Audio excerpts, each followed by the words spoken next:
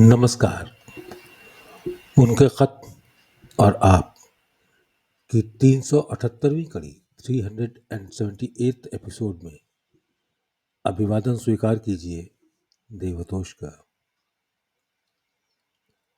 दोस्तों, आज जो मैं ख़त पढ़ रहा हूँ 8 पन्नों का ख़त है बाबूजी महाराज का। तारीख 7 फरवरी साल 1952। बड़ा ख़त है। कोशिश करूँगा कि मैं इसको एक ही बार में पढ़ूं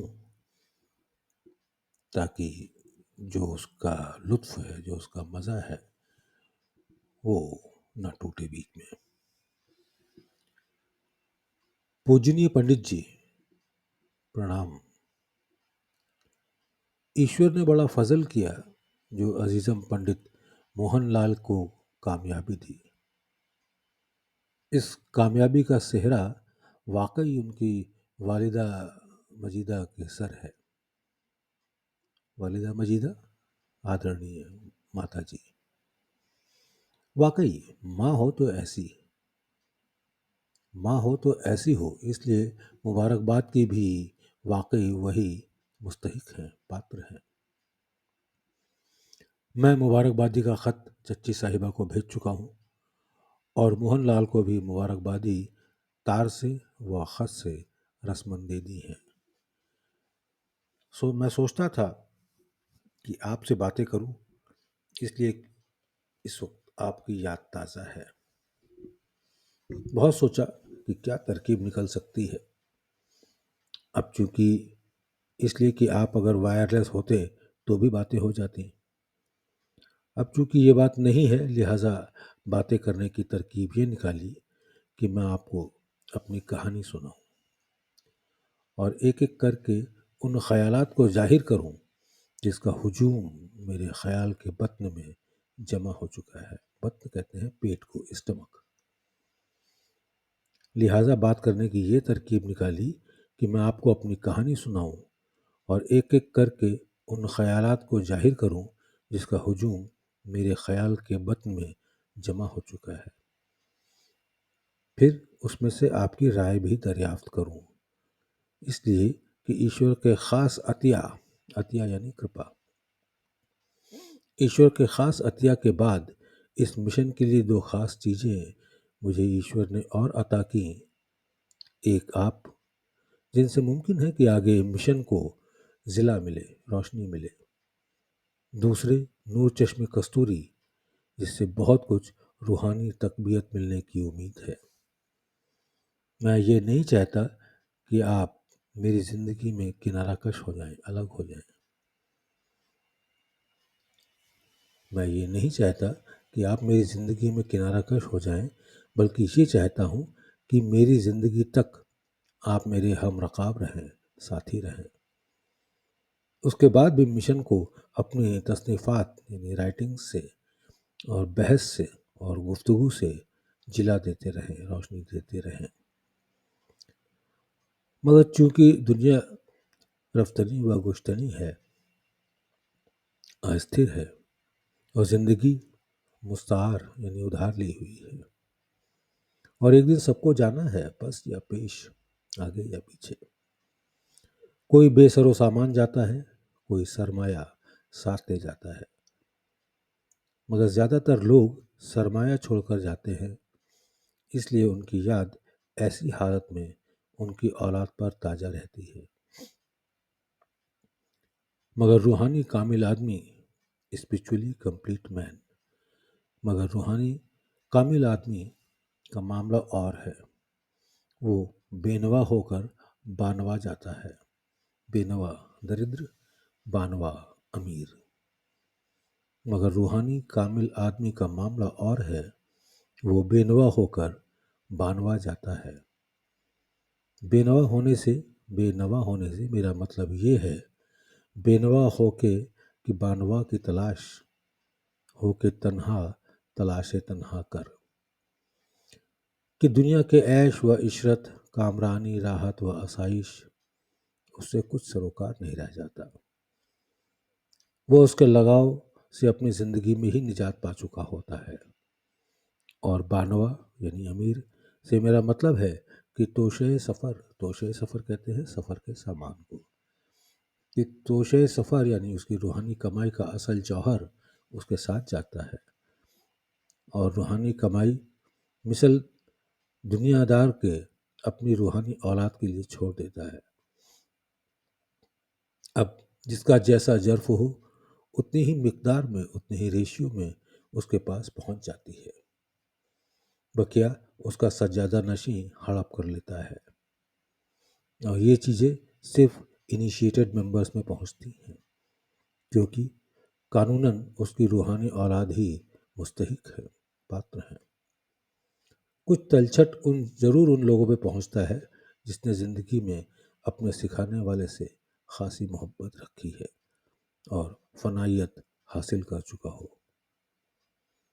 और ठीक है, इसमें रूहानियत में हिस्सा वाकई अहले ज़र्फ़ का है। इसलिए मैं कहता हूँ कि उस चीज़ के अहल बनो, लायक बनो, जिसके लिए सिर्फ दो चीज़ें हैं, मोहब्बत और तामील हुक्म। ये दोनों चीज़ें लाजमी और मलजूम हैं। हमारे लाला जी साहब ने रूहानी तालीम हज़ारों आदमियों को दी, मगर इनिशिएशन, दीक्षा, गालिबन सिर्फ 25 या 50 आदमियों का किया। उसमें से कसीर तादाद, ज़्यादा संख्या ऐसी भी है जिनको इनिशिएशन आपको मुरव्वतन करना पड़ा, यानी आपकी दिली ख्वाहिश न थी। और मुझसे अपनी ज़िंदगी में और बात भी यही कहा। ये ज़रूर है कि बिला इसके अक्सर काम नहीं चलता है, और वाकई तौर पर इंतहाई उरूज उन्नति हासिल करने में ज़रूर मददगार होता है। ये और बात है कि अगर कोई शख्स अपने में इंतहाई उरूज के सामान मुहैया नहीं करता, तो ज़रूर है कि वो नेमत उज़्मा से बेबहरा रहता है। नेमत उज़्मा बड़ी मेहरबानी, बेबहरा वंचित। अगर कोई शख्स अपने में इंतहाई उरूज के सामान मुहैया नहीं करता, तो ये ज़रूर है कि वह नेमत उज़्मा से बेबहरा रहेगा।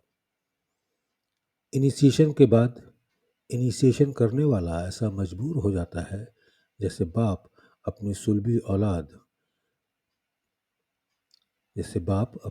औलाद से सुलभी औलाद, रियल असली संतान। लड़का चाहे कितना भी नटखट हो, मगर बाप उसको अपनी औलाद ही कहेगा। उसकी भी वही वालदियत रहेगी। हाँ, रूहानी हालात में बड़ी खुसूसियत के साथ कभी कोई चीज़ ऐसी भी पैदा हो जाती है कि वो अपनी रूहानी औलादों में से किसी को भी आग कर सकता है, छोड़ सकता है। मगर ये चीज़ बड़ी एक्सेप्शनल केस में होती है, और इसको उसका गुरु तय करता है। आपको शायद मालूम होगा कि इस हकीर का मौजूदा सूरत में ज़ुहूर होने के बाद हमारे लाला जी साहब किबला ने अपने इनिशिएटेड डिसाइपल को, बजुज़ एक साहब को, जिनको मैंने मुरव्वतन, बजुज़ माने सिवाय, आपको शायद मालूम होगा कि इस हकीर का मौजूदा सूरत में ज़हूर होने के बाद हमारे लाला जी साहब किबला अपने इनिशिएटेड डिसाइपल्स को, सिवा एक साहब को छोड़कर, जिनको मैंने मुरव्वतन और मोहब्बतन छोड़ रखा था, किसी को आग नहीं किया, छोड़ा नहीं, बल्कि ये काम मुझसे लिया गया, और वो भी ख़ास ताकत अता करके। चुनांचे और लोगों के तोड़ फोड़ के बाद मुझे उनके भी इनिशिएशन के डोरे तोड़ना पड़े।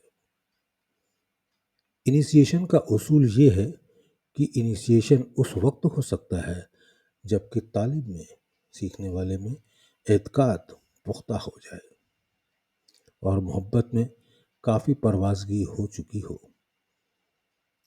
ऐसी हालत में अगर किसी शख्स को इनिशिएट किया जाता है तो वो गलती नहीं कही जा सकती। इनिशिएशन के बाद इनिशिएशन करने वाला मजबूर हो जाता है, इस तरह जैसे बाप लड़का ख्वाह संभले या न संभले उसकी कोशिश संभालने की ही करता है। उसकी नीयत उसके संभालने की ही रहती है।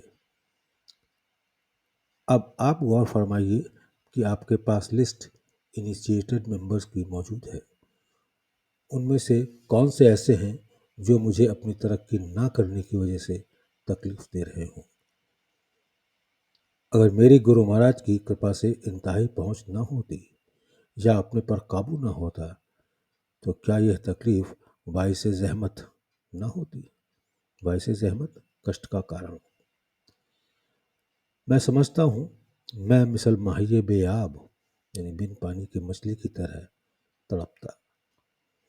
अगर कहीं इसकी जिम्मेदारी बिल्कुल अपने ऊपर रख लेता, हाथ गुरु महाराज के हाथ में देकर आप जानते हैं इनिशिएशन होता है।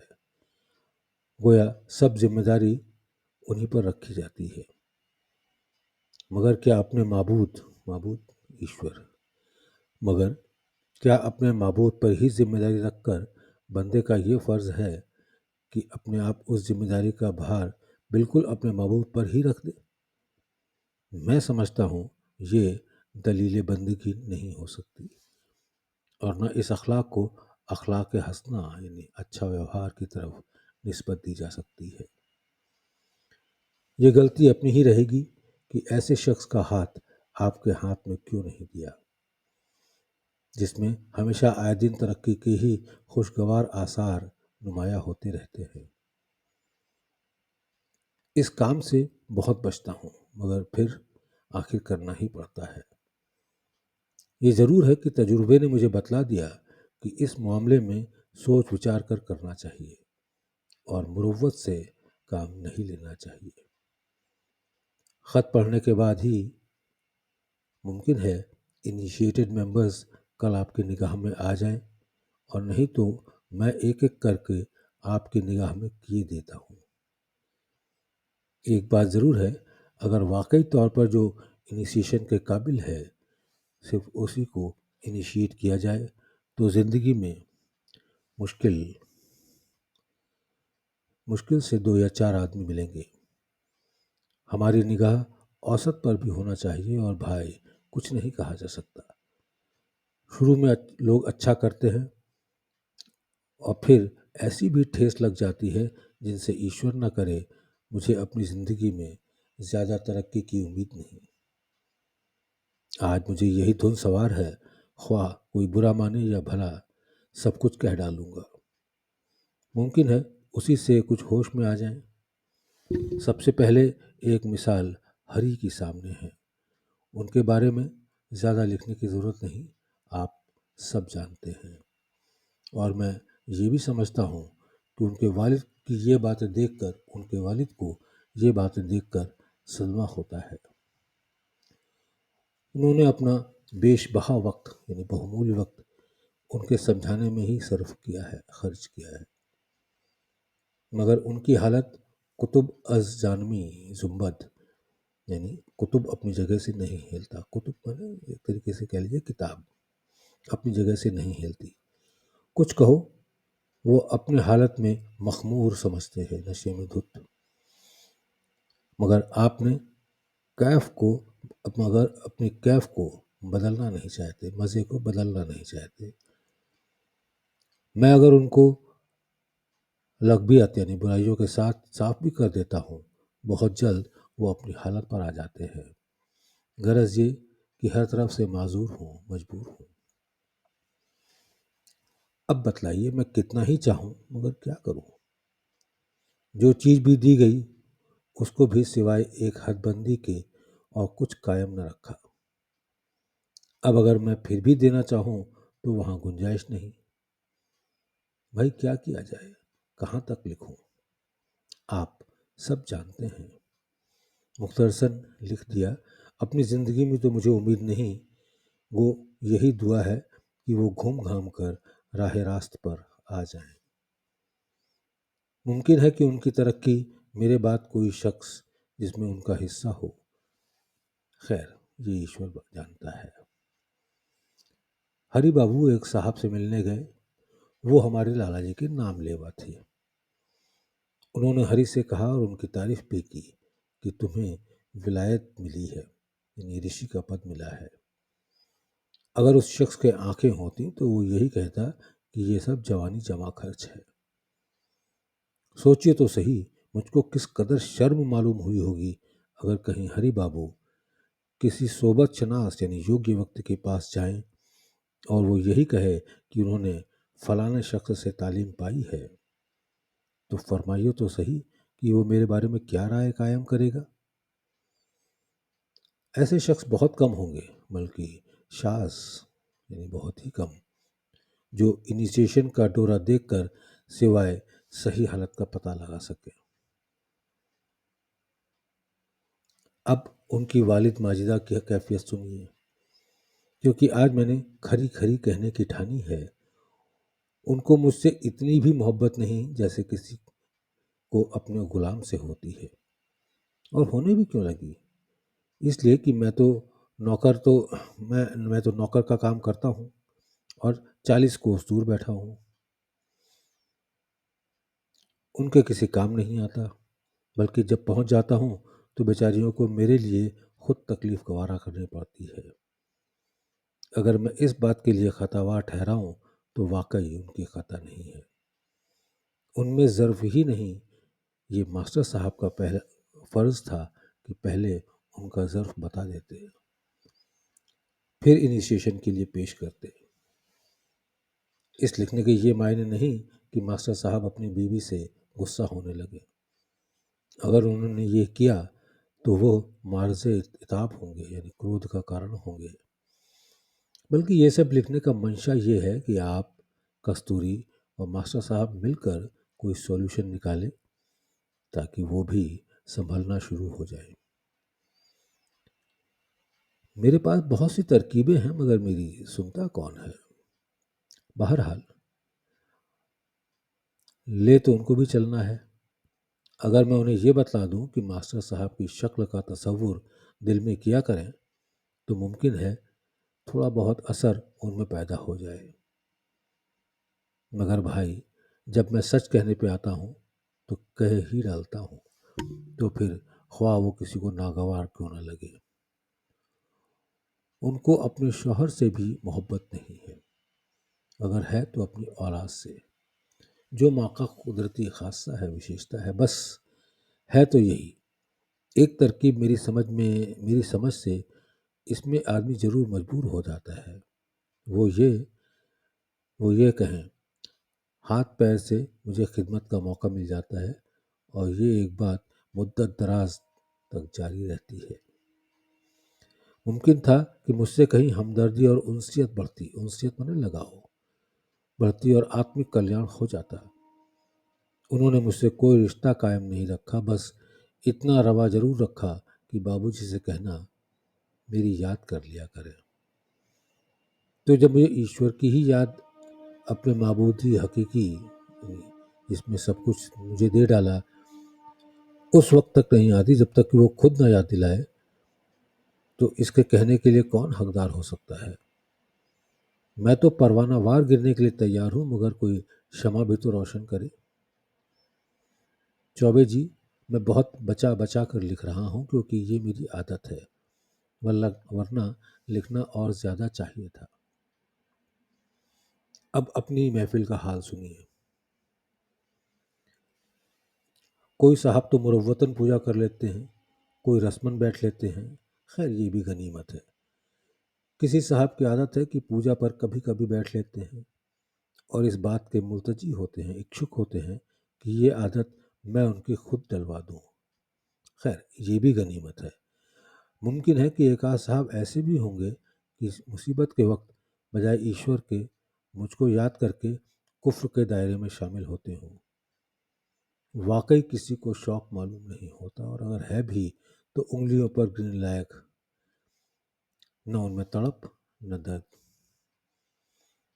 एक जगह हज़रत किबला जनाब लाला जी साहब ने एक साहब को तहरीर फरमाया था, मुझे शेरों की ज़रूरत है, भेड़ों की नहीं। किसी साहब से आपने ये भी ज़बानी फरमाया था कि मैंने अपने सत्संग में मुरव्वतन भेड़ें भर ली हैं। ये आपका तजुर्बा था। इस बात को याद करके फिर किसी से कुछ शिकायत नहीं रही थी। अपनी ही गलती पेशे नज़र हो जाती है, मगर खैर अब तो निभाना ही पड़ेगा। तरकीब सोची है और ये सोचकर मुझे ज़रूर तसल्ली होती है कि अगर कुछ न कुछ रोशनी उन पर भी पड़ गई या आगे पड़ जाए तो न बनने से कुछ न कुछ काम तो हो ही जाएगा। बहरहाल हमारी नियति को आप यूँ समझ लीजिए कि मेरे दिल का ये हाल है कि कल मैं कचहरी से घर वापस आ रहा था तो एक बंदर सड़क पर होते हुए किनारे पर चोट की वजह से पलटकर दम तोड़ने लगा। मुझे बड़ा तरस आया, कुछ न कर सका। 1 मिनट खड़े होकर उसको तवज्जो ही दी कि आइंदा इसकी सूरत कुछ बेहतर हो जाए। इससे ज़्यादा करने का जी नहीं चाहा। हरि बाबू लखीमपुर पहुंचे होंगे। उनकी वापसी पर आपकी खैरियत का हाल मालूम होगा। मुझे फिक्र भी है, इसलिए कि कस्तूरी ने लिखा था कि मिजाज दुश्मना अलील है, यानी आप बीमार हैं। मेरी आने को तबीयत चाहती है सिर्फ आपको देखने के लिए, मगर इस वजह से रुक गया हूँ कि आपकी तबीयत ईश्वर की कृपा से अच्छी हो ही जाएगी। और शुरू साल है, ना मालूम आइंदा क्या ज़रूरत रुखसत की पड़ जाए, छुट्टियों की पड़ जाए। मेरी 3 रोज़ की छुट्टियाँ जाती रहेंगी। खैर आप जैसा हुक्म दे तामील की जाएगी, मगर हुक्म देते वक्त ये भी ख्याल कर लीजिएगा कि मेरी तबीयत भी नासाज रहती है। बच्चों को दुआ। बाबू हरिहर सहाय को प्रार्थना करना बतलाया था। गालिबन उन्होंने चंद ही रोज़ की होगी, इसलिए कि इस हालत में तगय्युर यानी चेंज पैदा नहीं हुआ। अफसोस है कि वो आवाम से दिन भर बातें करने के लिए तैयार हैं और करते रहते हैं, मगर ईश्वर से 2 मिनट भी अपनी बेहतरी के लिए अर्ज़ हाल नहीं कर सकते। उनसे अब कुछ ना कहना ही अच्छा है। दुआ गो रामचंद्र। थैंक्स।